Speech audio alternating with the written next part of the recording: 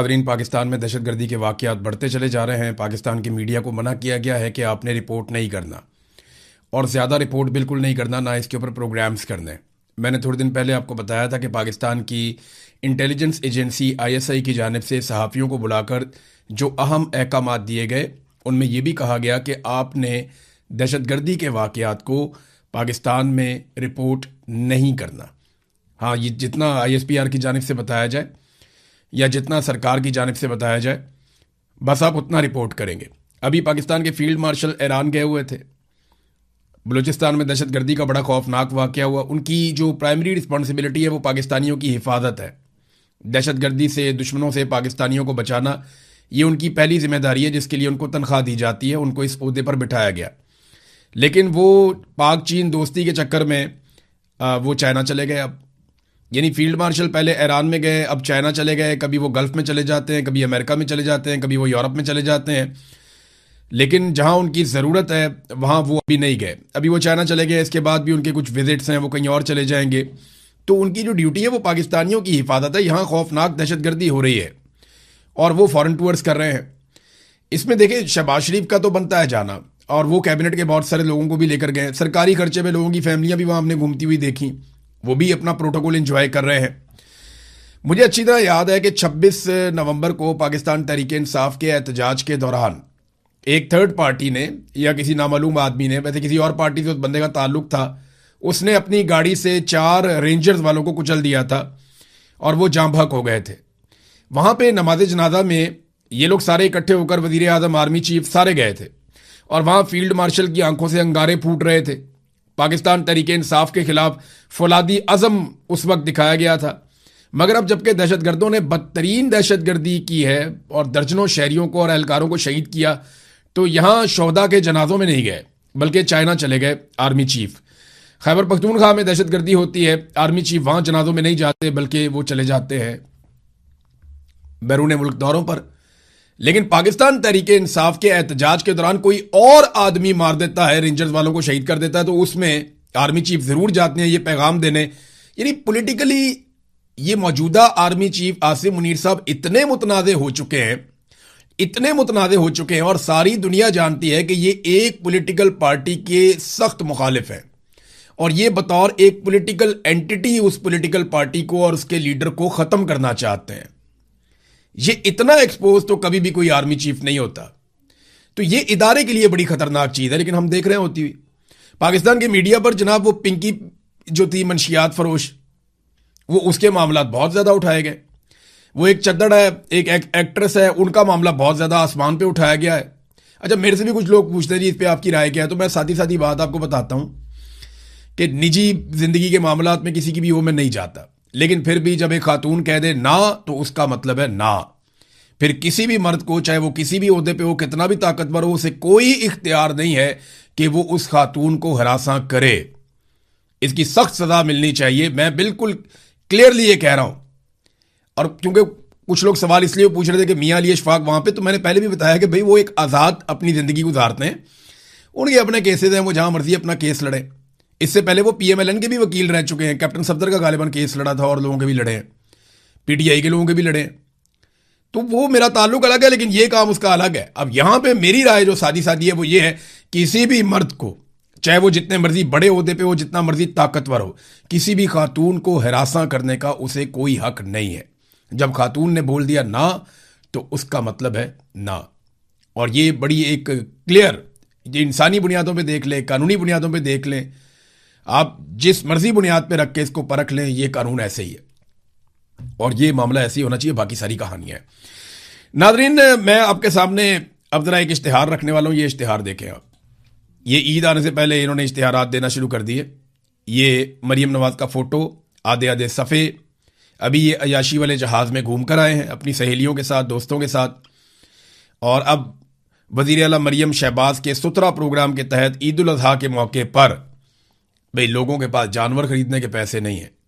एक तो मेरी आप सबसे गुजारिश है कि जो लोग कुर्बानी करें वो गोश्त को अब स्टोर ना करें। हमारे बहुत सारे सफ़ेद पोश लोग ऐसे हैं जो पहले कुर्बानी कर सकते थे, वो अब नहीं कर पा रहे क्योंकि उनके पास पैसे की किल्लत है। पाकिस्तान में लोगों की कुव्वत खरीद बहुत कम हो गई है। इस वजह से लोग बहुत परेशान हैं। बहुत सारे ऐसे लोग जो आपके आसपास पहले कुर्बानी करते थे, कोई बकरा ले आते थे, मिलजुल कर हिस्सा डालकर वो बैल ले आते थे, अब वो कुर्बानी नहीं करते। तो अब जबकि वो लोग कुर्बानी नहीं कर रहे, तो इसमें जिम्मेदारी जो लोग कुर्बानी कर रहे हैं उनकी बढ़ जाती है कि वो अपना हिस्सा भी उन्हें दें, लोगों को ज़्यादा से ज़्यादा तकसीम करें ताकि वो भी ईद की इन खुशियों में शामिल हो सकें। बहरहाल जानवर ही बहुत थोड़े हैं तो सफाई तो फिर ज़्यादा करनी नहीं पड़ेगी इन्हें। मंडियों के अंदर ऐसा लगता था बहुत रश होगा, लेकिन जो लोग जा रहे हैं वो बता रहे हैं जनाब रश ही नहीं है, लोग आ ही नहीं रहे, लोगों के पास पैसा ही नहीं है।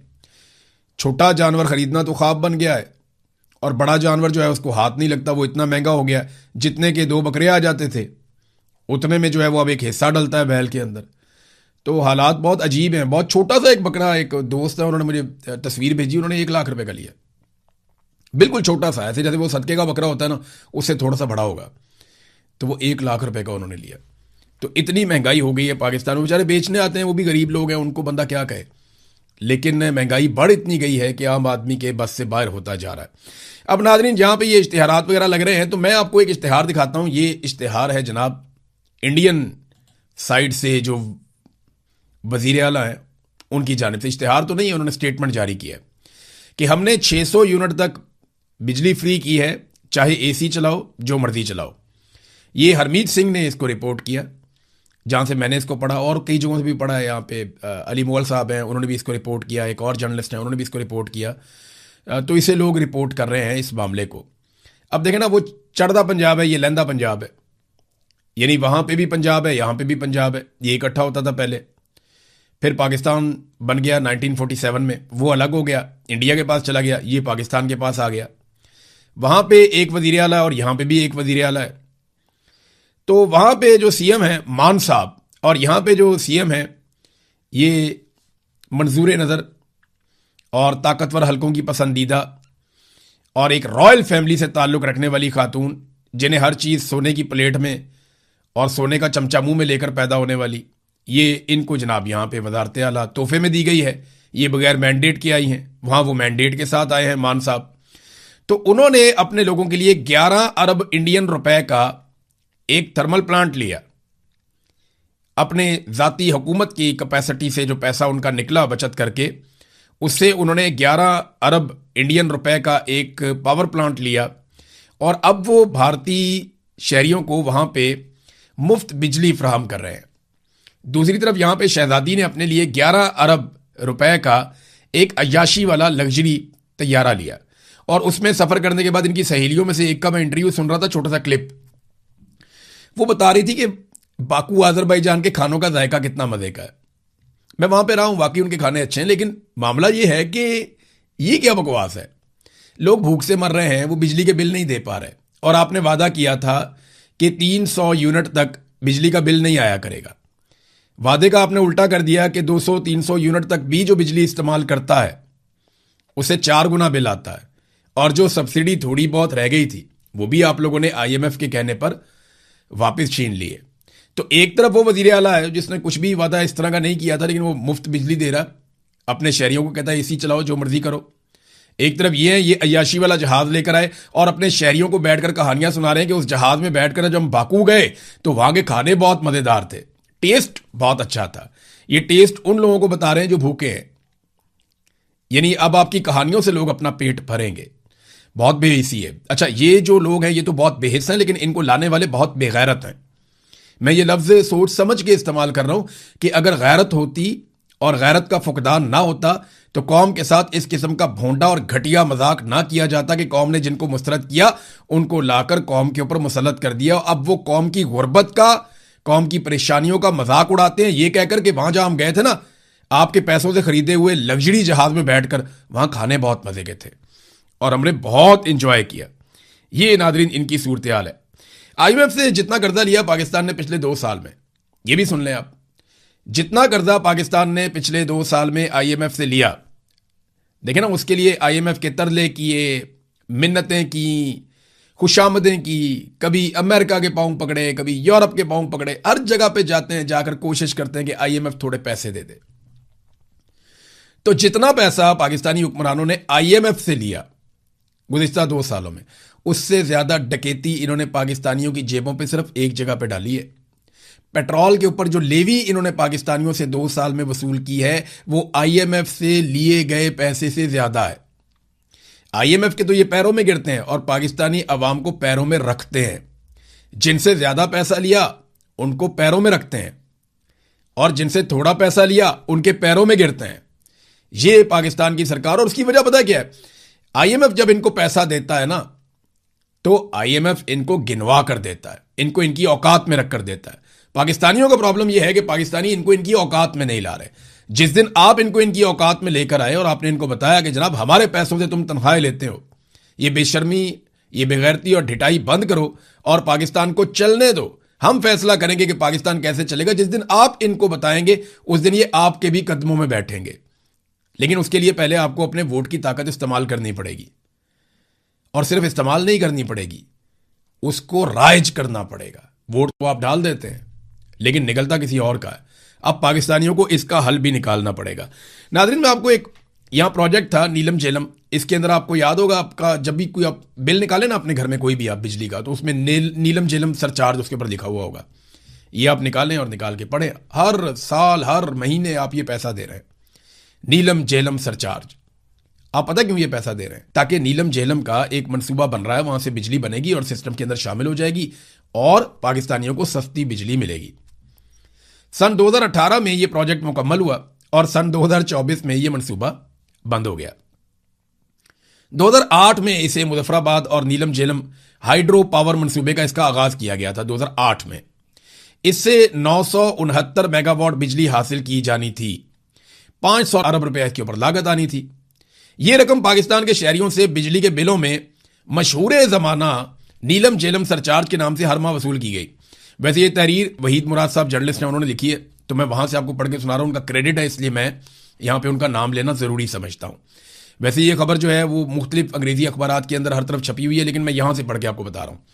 सन 2018 में यह प्रोजेक्ट मुकम्मल हुआ और 2024 से मनसूबा बंद पड़ा हुआ है क्योंकि डिजाइन में इसके नुक्स था। किसी ने पूछा कि जनाब ये डिजाइन में नुक्स है तो क्यों है? और पानी को दरिया से टरबाइन तक लाने वाली जो सुरंग थी वो बैठ गई। लो कर लो बातें आप। इतना पैसा पाकिस्तानियों का खर्च दिया, कई सालों से पाकिस्तानी जो है नीलम झेलम सरचार्ज भर रहे हैं, दहाइयां हो गई 2, और आप पैसा देते चले जा रहे हैं और निकला क्या? सुरंगी बैठ गई। अब जिसने इसका डिजाइन बनाया कोई इसको बुलाकर पूछेगा? ये कौम के 500 अरब रुपए जाया करने की जिम्मेदारी का तयन करने के लिए क्या कोई इंक्वायरी करवाई गई, कोई कमेटी बनाई गई? कोई कमेटी अगर बनाई भी है तो वो कमेटियां डाल के बैठ जाती है, और ताहाल कोई भी इसकी जिम्मेदारी कबूल करने को तैयार नहीं है। इस मंसूबे को नेस्पाक वाले कॉपी पेस्ट इंजीनियर ने डिजाइन किया था। अब नेस्पाक पाकिस्तान का एक इदारा है, उन्होंने ये डिजाइन करके दे दिया मंसूबा, वो सुरंग बैठ गई। वो इसके ऊपर पूरी दुनिया के अंदर जो है जेलें हो जाती हैं, मुसीबतें बन जाती हैं कि भाई कौमी पैसा कैसे जाया हो गया। अब इसका हल क्या है? बस हल एक ही है कि ये मंसूबा नहीं चलेगा और बिजली के बिल में आप पैसे देते चले जाएंगे। अब आ जाए नाज़रीन कुछ आलमी खबरों की तरफ। तो रोला डालकर आलमी मंडी को थोड़ी ऑक्सीजन तो दी गई है कि जनाब मामला हल हो गया, लेकिन अमेरिका और ईरान दोनों की तरफ से ये बात पता चली है कि अभी शराइत मुकम्मल तौर पे राइज नहीं हुई और अभी मुआहदा हतमी तौर पे सामने भी नहीं आया। लेकिन जो चीज़ें मुआहदे में हैं वो मैं आपको बताता हूँ। उससे पहले डोनाल्ड ट्रंप ने एक ट्वीट किया, ये इंपॉर्टेंट है, ये आपके सामने में रख देता हूं कि डोनाल्ड ट्रंप ने अब क्या कहा, और एक मुतालबा कर दिया उन सारे मुल्कों से जो इस मामले में स्टेक होल्डर थे। ये ट्रुथ सोशल के ऊपर डोनाल्ड ट्रंप ने एक ट्वीट किया। उन्होंने कहा, जी इस्लामी जमहूरिया ईरान के साथ मुज़ाकरात अच्छे अंदाज में आगे बढ़ रहे हैं, या तो ये सबके लिए एक बेहतरीन मुआहदा होगा या फिर ये मुआहदा नहीं होगा, यानी महाज़े जंग और फायरिंग की तरफ वापसी हो जाएगी, लेकिन पहले से कहीं ज्यादा बड़ी और शदीद तर, और कोई भी ऐसा नहीं करना चाहता। मुआहदा अगर होगा तो हमारी मर्जी का होगा, वरना नहीं होगा, वरना लड़ाई होगी, और लड़ाई हुई तो पहले से बहुत शदीद होगी। कोई ऐसा नहीं करना चाहता। फिर उन्होंने कहा सऊदी अरब के वली अहद मोहम्मद बिन सलमान से, फिर सारे वो नाम जिस तरह मैंने पहले आपको बताया जिसमें फील्ड मार्शल का नाम भी है, कतर के और सारे हुक्मरानों के नाम लेने के बाद उन्होंने कहा कि इनके साथ बातचीत में मैंने वादे किया कि इस इंतहाई पेचीदा पहेली को सुलझाने के लिए अमेरिका की जानिब से की जाने वाली तमाम तर कोशिशों के बाद अब यह लाजमी होना चाहिए कि तमाम ममालिक कम अज कम बैक वक्त इब्राहिमी मुआहदे पर दस्तखत कर दें, अब्राहम अकॉर्ड। डोनाल्ड ट्रंप कहता है कि उसके ऊपर सारे दस्तखत कर दें। जिन ममालिक के हवाले से बातचीत की गई इनमें सऊदी अरब, कतर, पाकिस्तान, तुर्की, मिस्र, उर्दन और बहरीन शामिल हैं। यह मुमकिन है कि किसी एक या दो ममालिक के पास ऐसा ना करने की कोई वजह हो और उसे तस्लीम किया जाएगा, लेकिन अक्सर को तैयार रहना चाहिए, आमादा होना चाहिए और इस काबिल होना चाहिए कि वो ईरान के साथ इस तस्वीर को इससे कहीं ज़्यादा तारीखी वाक़या बना दें जितना कि ये होता। अब वो ये कह रहे हैं जनाब आप अब्राहम अकॉर्ड के ऊपर दस्तखत करें। उसका सादा मतलब जो है, आसान मतलब वो ये है कि आप इसराइल को तस्लीम कर लें। इक्का दुक्का मुल्का उन्होंने कहा तो मे भी पाकिस्तान के बारे में उनके दिमाग में कि पाकिस्तान शायद तस्लीम नहीं कर सकता, पाकिस्तान में हालात ऐसे हैं। ईरान के बारे में वो ये कहते हैं कि ईरान को इसके अंदर भी शामिल होना चाहिए। फिर ईरान को वो बड़ा, सऊदी अरब और कतर के बारे में उन्होंने कहा जी कि उनको तो ये करना चाहिए और इसकी शुरुआत सऊदी अरब और कतर की जानिब से फौरी दस्तखत के साथ होनी चाहिए, बाकी सबको इसकी पैरवी करनी चाहिए। फिर उन्होंने ये भी कहा कि जनाब ये बड़ा शानदार होगा, इससे बहुत सारे माली फ़ायदे भी मिलेंगे, जिन मुल्कों ने किया उनको बहुत फ़ायदा हुआ, ये भी डोनाल्ड ट्रंप ने कहा। तो इससे बड़ी कोई और चीज़ नहीं होगी, 5000 साल तारीख के अंदर कभी ऐसा नहीं हुआ होगा, इस किस्म की बातें डोनाल्ड ट्रंप ने कर दी हैं। और यानी डोनाल्ड ट्रंप ने कहा कि मैं दुनिया के दूसरे खित्ते की तरह अपने नुमाइंदों से कह रहा हूं कि वो इन ममालिक को पहले से तारीखी इब्राहिमी मुआहदे में शामिल करने का अमल शुरू कर दें और इसे कामयाबी से मुकम्मल करें। इस मामले पर आपकी तवज्जो का शुक्रिया। अब समझें जरा इसको आप, ये इसका नाम अब्राहम अकॉर्ड क्यों रखा गया? पहले इसकी टेक्निकल रीजन आप देख लें। हजरत इब्राहीम अलैहिस्सलाम के दो बेटे थे, एक का नाम हजरत इसहाक अलैहिस्सलाम और एक का नाम हजरत इस्माईल अलैहिस्सलाम। नबी अकरम सल्लल्लाहु अलैहि वसल्लम जो मुसलमानों के आखिरी नबी हैं, आप सल्लल्लाहु अलैहि वसल्लम हजरत इस्माईल अलैहिस्सलाम की औलाद में से थे, जबकि बाकी बहुत सारे अंबिया और अंबिया की पूरी एक लड़ी हजरत इसहाक अलैहिस्सलाम की औलाद में से थे। हजरत इसहाक अलैहिस्सलाम के बेटे थे हजरत याकूब अलैहिस्सलाम और उन्हीं का नाम जो है वो इसराइल भी है और उनकी औलाद को बनी इसराइल कहते हैं। तो बनी इसराइल में बहुत सारे कईयों के नाम भी नहीं पता हमें, बहुत सारे पैगंबर आए और अल्लाह का पैगाम लेकर आए। एक दौर में मुसलमान भी यहूदियों को ये बात बताते थे कि हज़रत इब्राहीम अलैहिस्सलाम की ही औलाद हैं हज़रत इस्माईल अलैहिस्सलाम और हज़रत इसहाक अलैहिस्सलाम। तो ये जो नस्ल परस्ती के चक्कर में एक इख्तलाफ था उसको दूर करने की कोशिश की जाती थी। आज उस लफ्ज़ को इस्तेमाल किया जा रहा है इसराइल को तस्लीम करने के तनाजुर में, लेकिन मामला इंसानी हुकूक का है, मामला अकायद का नहीं है। यानी अगर आप इसको मुसलमान बनकर देखेंगे, ईसाई बनकर देखेंगे, यहूदी बनकर देखेंगे तो आपके दिमाग में कुछ और चलेगा, लेकिन अगर आप इसको एक इंसान बनकर देखेंगे तो आपको समझ आ जाएगी कि इसराइल ने जिस लेवल की ज्यादती की है निहत्ते फ़लस्तीनियों के साथ और आसपास के ममालिक में, उसकी कोई और मिसाल ये जदीद दुनिया के अंदर तो नहीं है। तो जब आप ऐसे देखते हैं तो उसूली नुक्ता नज़र से आपके पास ये गुंजाइश कम हो जाती है कि आप इसराइल को तस्लीम करें। यहां बहुत सारे ममालिक जो मुस्लिम ममालिक नहीं हैं, यूरोपीय ममालिक हैं, वो फ़लस्तीन को तस्लीम कर रहे हैं और इसराइल के ऊपर पाबंदियां लगा रहे हैं, जबकि मुसलमान मुल्कों पे अब दबाव डाला जा रहा है कि आप अब्राहम अकॉर्ड के ऊपर दस्तखत करें और आप इसराइल को तस्लीम कर लें। तो ये डोनाल्ड ट्रंप ने कहा। बहरहाल वाशिंगटन पोस्ट ने एक बड़ी शानदार रिपोर्टिंग की है, वो रिपोर्टिंग में आपके सामने रखता हूं। उन्होंने बताया कि वो कौन सी चीजें हैं जिनके ऊपर यह मुआहदा होने जा रहा है। सबसे पहली चीज यह है कि 60 दिन के लिए जंगबंदी हो जाएगी। इस दौरान एक हतमी अमन मुआहदे के लिए मुज़ाकरात किए जाएंगे और ये मुज़ाकरात अब मेरे ख्याल में कतर में होंगे। फिर आबना हुर्मुज़ को दोबारा खोला जाएगा। 30 दिनों के अंदर अंदर ईरान आबना हुर्मुज़ को खोलेगा और वहां से बिछाई गई बारूदी सुरंगों को साफ करेगा। फिर बहरी नाकाबंदी का खात्मा, अमेरिका फौरी तौर पर ईरानी बंदरगाहों